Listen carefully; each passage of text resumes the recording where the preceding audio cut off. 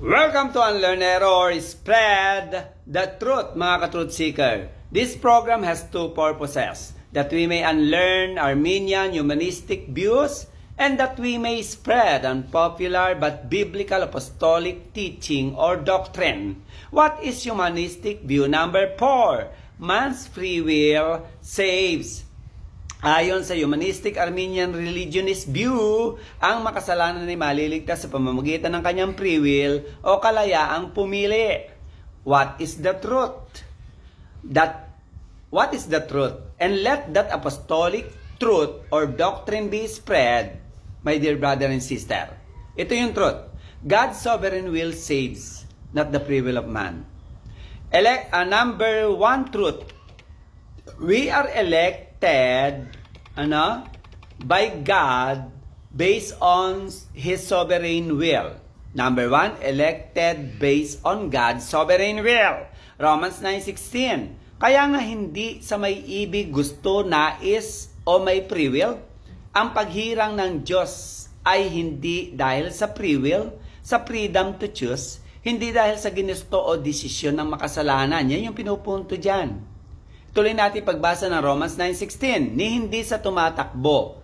Meaning, ang paghirang ng Diyos ay hindi dahil sa lakas natin, hindi dahil sa abilidad o kakayanan nating manampalataya, magrepent, magsisi, mag-sacrament, mag-sinner's prayer, altar call, baptism, membership in the true church religion, kundi sa Diyos na naaawa. Meaning, ang paghirang ng Diyos ay nakasalalay lamang, nakabase lamang sa Diyos na naawa at sa sovereign will decision ng Diyos, hindi sa decision at pagsusuko ng buhay ng tao.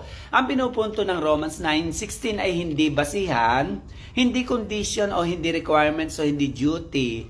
Ang faith plus obedience, grace plus good work, Christ plus Mama Mary, Christ plus the sacrament, Jesus plus prayer to the saints, Jesus plus sinner's prayer altar call, faith plus water baptism, faith plus membership in the true church, in the true religion, Christ plus faithfulness till the end, grace plus indulgence, Christ plus self-righteousness, faith plus being good to others. Hindi yan makakapagligtas, hindi yan requirements ng Diyos para hirangin Kanya.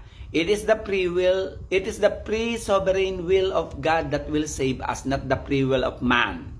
Romans 9:19, sasabihin mo nga sa akin, bakit humahanap pa siya ng kamalian? Sapagkat sino ang sumasalangsang sa kalooban ng Diyos? Meaning, walang makakatanggi sa sovereign will ng Diyos, o mas maunawaan natin ang punto de vista na ganito. Walang regenerated na magre-reject ng sovereign will ng Diyos. Dahil ang mga regenerated ay naturalesa o kusang magre-respond positively sa sovereign will ng Diyos. So, hindi lang tayo, hindi dahil sa free will, ginusto, ninais natin, o isinuko natin ang buhay natin sa Diyos, kundi naligtas tayo, it is because of the sovereign will of God. Number 2, truth. Chosen based on God's sovereign will. Pinili tayo ng Diyos base sa sovereign will niya, hindi sa free will decision na is gusto natin. Ephesians 1:4, according as He has chosen us in Him before the foundation of the world. Pinili na tayo ng Diyos, hindi pa tayo ipinapanganak, hindi pa tayo gumagawa ng mabuti o masama, wala pa tayong kakayanan na manampalataya, mag-conduct ng sacrament, sinner's prayer, altar call, ay pinili na tayo ng Diyos. So, nasaan yung mga yon? It is God who has chosen us by His sovereign will that save us. It is not our free will. Ephesians 1:5, according to the good pleasure of His sovereign will, tayo ay naligtas, tayo ay pinili. Ang pinupunto ng Ephesians 1:4-5 ay ito. Hindi basihan condition, hindi requirements, hindi requirements, hindi kailangan ng faith, good work, obedience, prayer, sinner's prayer, altar call natin para tayo ay piliin ng Diyos. Hindi requirements ang baptism, membership in the true church, true religion, faithfulness natin till the end, indulgence, self-righteousness natin, hindi kailangan ng Diyos para tayo ay piliin ng Diyos. Hindi yan requirements, yung pagiging good natin sa iba at wala tayo inaagrabyadong tao. Number 3, truth. Justified based on God's sovereign will. Tayo po ay inaring ganap pinawalang sala. It is because of God's sovereign will decision. Hindi po natin decision ni nais, ginusto, o hindi dahil sinuko natin ang buhay natin. Kaya tayo ay pinawalang sala, inaring ganap. Ephesians 1:4. Before the foundation of the world that we should be holy and without blame. Justified, pinawalang sala, inaring ganap tayo bago pa lalangin ang sangkatauhan. Ephesians 1:5. According to the good pleasure of His will, sa pamamagitan ng sovereign will ng Ama, tayo ay na-justified in eternity. Number 4, we were adopted based on God's sovereign will. Tayo ay kinupkop at itinuring na tunay na anak ng Diyos, mga ka-truth seeker. It is because of God's sovereign will, not because of our free will decision ni nais o ginusto natin o sinuko natin ang buhay. Hindi po yun. Naligtas tayo, inadapt tayo ng Diyos through God's sovereign will. Ephesians 1:5, the adoption of children by Jesus Christ to Himself according to the good pleasure of His sovereign will. Number 5, regenerated based on God's sovereign will. Tayo po ay na-born again, na-regenerate. It is because of God's sovereign will, not because of our free will, not because of our faith, obedience, sacrament, sinners, prayer, altar call, not because of baptism, water baptism, not because of prayer to the saints, or anything. John 1:13, napakalinaw po, na mga ipinanganak na hindi sa dugo.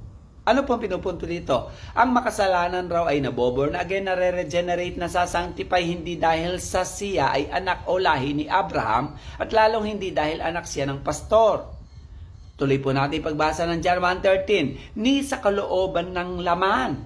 Anong pinupunto dyan? Ang makasalanan raw ay naboborn again, nare-regenerate, nasasanctify, hindi dahil sa dikta ng laman niya, o dahil sa trip lang niya, o dahil sa sinner's prayer niyang ginawa. Tuloy po natin pagbasa ng John 1:13, ni sa kalooban ng tao. Anong pinupunto ng talata na yan? Ang makasalanan raw ay naboborn again, hindi dahil sa free will niya, hindi dahil sa nagdesisyon siya, o hindi dahil sinuko niya ang buhay niya, o hindi dahil pinasunod siya sa sinner's prayer, o hindi dahil nag-respond siya sa altar call. Tuloy po natin pagbasa ng John 1:13. Kundi ng Diyos. Ano ibig sabihin ng kundi ng Diyos? Ang talagang makakapag-born again, makakapag-regenerate daw sa atin na makasalanan ay ang Diyos lang, at hindi kailangan ng Diyos ang partisipasyon, kooperasyon, contribution ng makasalanan para ma-regenerate siya. Hindi kailangan ng Diyos ang faith, repentance, good work, obedience, sacrament, sinner's prayer, altar call o decision mo para ikaw ay ma-born again, ma-regenerate. Isa pang pinupunto dito ay taliwas sa paniniwala na ang free will decision o kalayaang pumili ng tao ang makakapag-born again sa kanya. Mali po yun. Ang talagang may kapangyarihan lang para tayo ay ma-regenerate, ma-born again, mga ka-truth seeker, ay dahil sa sovereign will ng Diyos. Ang pinupunto ng John 1:13 na ito. Hindi obedience, good work, Mama Mary, sacrament, sinner's prayer, altar call, hindi faithfulness in the Lord, hindi membership in the true church, true religion, ang makakapagligtas sa atin. Hindi self-righteousness or being good to others ang makakapagligtas sa atin. Ito ay ang sovereign will lang ng Diyos, mga ka-truth seeker. Taliwas po sa mga aral ng mga mangangaral ngayon. Challenge and prayer po, mga kapatid. Binigyan po ng Diyos si Eva at si Adan ng free will o kalayaan pumili ng tama o mali. Ngunit nang magkasala si Adan at si Eva, ang free will nila at ng sangkatauhan ay nawalan ng free will o kalayaan pumili. Si Eva at si Adan, naging alipin, incline at sunod-sunuran na lang tayo sa ating kasalanan, sin, Satan at selfishness at sa sistema ng mundong umiiral. Ang free will na ipinagmamalaki natin ay madalas mas kumikiling sa mali, sa kasalanan at sa paglayo at pagkaligaw.